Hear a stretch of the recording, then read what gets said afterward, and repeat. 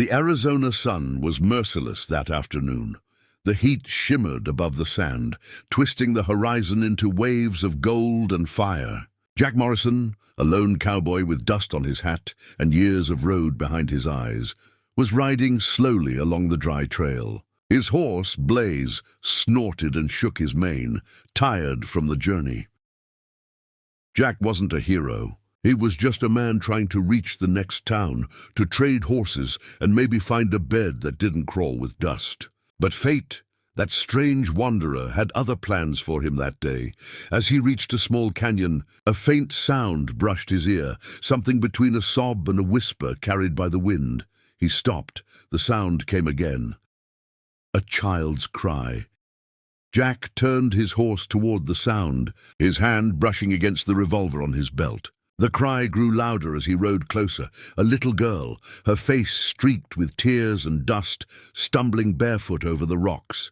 "Help! Please, mister! My mommy, she's hurt!" she cried, her small hands trembling. Jack quickly dismounted, kneeling down to meet her gaze. "Easy now, sweetheart," he said softly, his voice steady like the calm before a storm. "What happened? Where is she?" The girl pointed toward a ridge in the distance, where the sun blazed so fiercely it seemed to melt the stones. "They tied her there. They said she's bad. Please, she's gonna die." Jack's heart clenched. He didn't ask who they were, he could already guess. Apache punishment for betrayal or accusation was often brutal, and though he wasn't one to meddle in tribal ways, leaving someone to burn alive wasn't something he could ride past. "All right," he said, tightening his saddle. "Show me the way." The girl led him through the rocky path, her small frame trembling under the sun. Jack followed close, his eyes sharp, scanning for movement. The wind had a dry, angry howl, and the sand bit his skin like needles. When they reached the ridge, Jack froze. There she was, an Apache woman, tied to a flat rock, her wrists and ankles bound with rough rope, her dark hair tangled and blowing in the hot wind. The sun had painted her skin red with heat, her lips cracked and bleeding. She wasn't moving much, but her chest still rose faintly. Jack felt something twist inside him, anger, pity, maybe both. The girl ran to her mother's side, sobbing. "Mommy! Mommy, wake up! Please!" The woman's eyes fluttered open, weak and blurred. When she saw her daughter, a tear slipped down her cheek. Then her gaze shifted to the stranger in the hat, standing beside her. Jack quickly knelt and pulled his knife. "Don't move, ma'am. I'll get these ropes off." "Stop," she whispered, her voice dry as sand. "They'll come back." "I don't care who comes back," he muttered, slicing through the rough rope around her wrists. "Ain't no one deserves to die like this." The moment the last rope fell away, she collapsed into his arms, her body limp and burning with fever. Jack caught her, steadying her against his chest. The little girl clung to her mother's hand, crying softly. Jack looked around, no movement yet, but he knew they were being watched. He could feel it, the same way every cowboy could feel danger in the wind. He lifted the woman gently and carried her to his horse. "We're getting you out of here," he said. The girl helped as best she could, clutching her mother's torn blanket. Jack mounted Blaze and pulled both of them up, balancing the woman carefully in front. As they turned toward the canyon, a distant shout echoed through the rocks. Men's voices, angry, sharp in Apache tongue. Jack spurred the horse. "Hang on!" The girl wrapped her arms around his waist, and the horse thundered across the desert floor. Arrows whistled through the air, one grazing Jack's shoulder. He winced but didn't slow down. The woman stirred weakly, mumbling something in her native language. They reached a small creek miles away, hidden between the rocks. Jack stopped there, letting Blaze drink while he carried the woman under the shade of a cliff. The little girl fetched water in her hands, wetting her mother's lips. Jack tore a piece of cloth from his shirt and dipped it in the creek, pressing it gently against the woman's forehead. "You'll be all right," he said. "You're safe now." The woman opened her eyes again, meeting his, deep brown meeting storm gray. There was confusion, pain, and something else, gratitude. "Why, you helped me?" she asked weakly, her accent soft but clear. Jack shrugged slightly, trying to hide the emotion in his voice.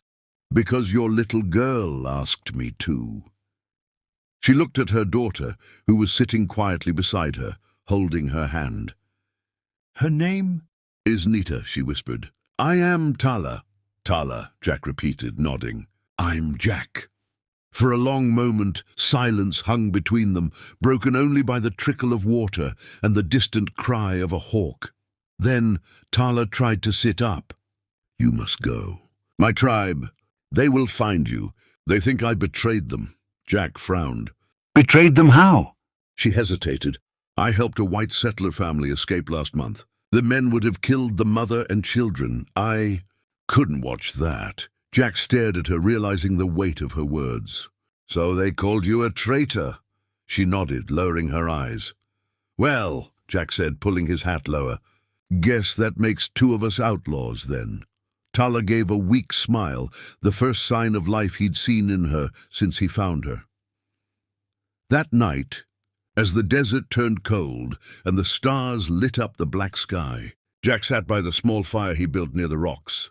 Tala slept beside her daughter, her breathing slow but steady. Jack watched them quietly, his mind restless. He'd seen plenty of cruelty in his life, but something about this woman, her strength, her quiet dignity even after such pain, stirred something he didn't understand. He reached into his saddlebag, pulled out his last piece of dried bread, and set it near the fire. Tomorrow we'll find a town, he murmured to himself. You'll both be safe. But deep down, he knew safety wasn't something easily found in the Wild West. Not for a man who just rescued an Apache woman, and not for a woman whose own people wanted her dead. As the fire crackled and the moon climbed higher, Jack glanced at Tala one last time before closing his eyes. He didn't know that by saving her, he'd just changed the rest of his life forever. The morning light spilled over the canyon like a river of gold. The fire had burned low, and the desert air was cold enough to bite. Jack rose quietly, adjusting his hat and scanning the horizon. He could see faint smoke trails in the distance, campfires. The Apache were close. Tala was awake too, her dark eyes fixed on him. They will come soon, she said softly, her voice still weak but steadier than last night. They will not stop until they find me. Jack gave a small nod. Then we'd better move before the sun climbs too high. He saddled Blaze again, helped Tala onto the horse, and lifted her daughter Nita to sit in front. As they rode out of the canyon, the desert stretched endlessly before them, a vast sea of sand and thorns. Jack had no clear destination, only one thought: keep them safe. By midday, the heat returned with vengeance. Tala swayed in the saddle, exhausted, but refused to complain. Jack stopped near an abandoned miner's shack, little more than 4 wooden walls and a rusted roof. This'll have to do for now, he said. He helped her down gently, his hand brushing hers. Her skin was warm, her pulse faint but steady. He caught himself staring, then quickly turned away to tend to Blaze. Nita gathered stones, pretending to play, though her eyes kept flicking toward her mother. Tala smiled faintly, calling out, "Don't go far, my little one." Inside the shack, Jack laid down his canteen. "You need water," he said. "I'll go fill it from the stream behind those rocks." Tala tried to protest, but he was already gone.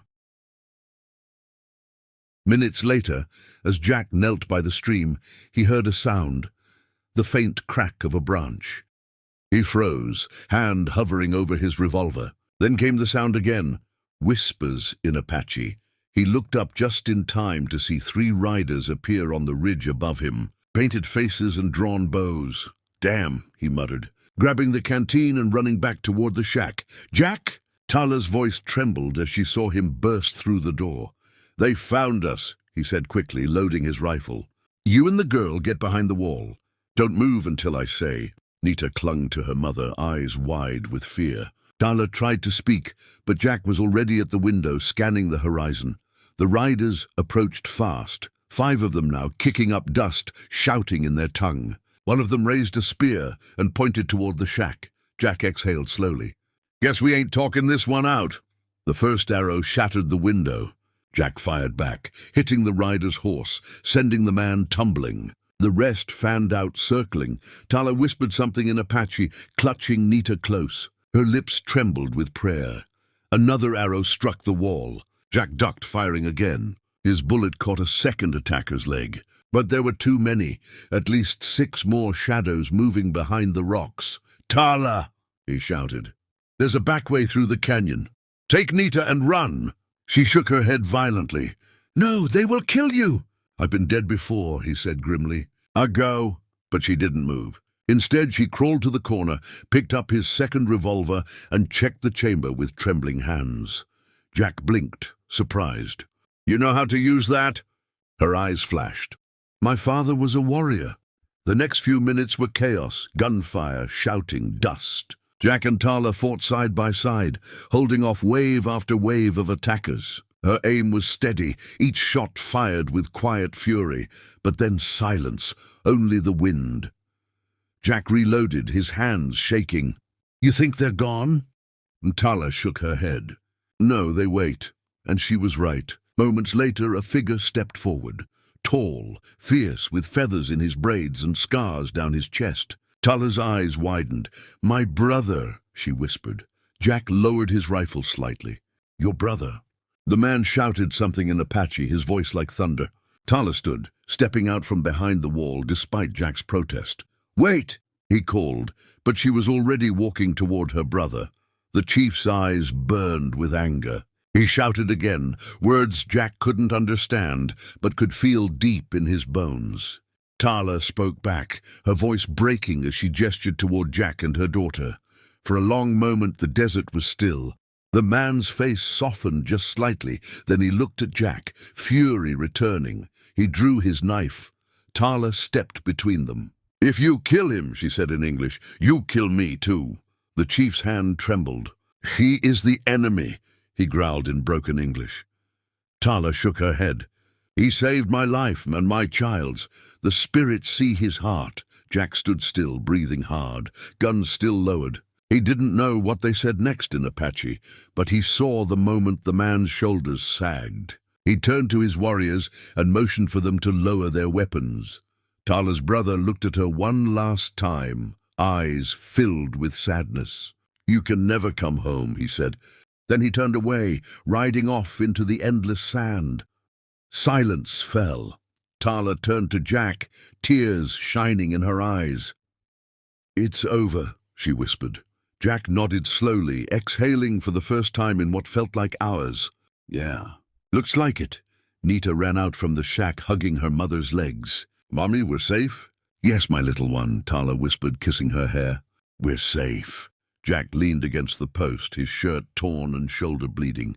"You've got one hell of a family reunion story," he said with a weak grin. Tala smiled faintly through her tears. "And you, Cowboy, you have the heart of a warrior." Days later, they reached a small town on the edge of the desert, a place where no one asked too many questions. Jack found a doctor for Tala and a place for them to rest. When he finally said he should go, Tala stopped him at the door. "Jack," she said softly, "you saved my life twice. How can I thank you?" He looked at her for a long moment, then smiled. "Just keep that little girl safe. That's all the thanks I need." But as he turned to leave, Nita ran up and grabbed his leg. "Don't go, Cowboy!" "You're our family now." Jack froze. Tala stood behind her, eyes shining with emotion. "Stay," she whispered. "If not for me, then for her." He looked between them, the woman he'd saved and the child who'd saved his soul. The desert wind blew softly through the open door. Jack sighed, taking off his hat. "All right," he said quietly. "I reckon I could use a home."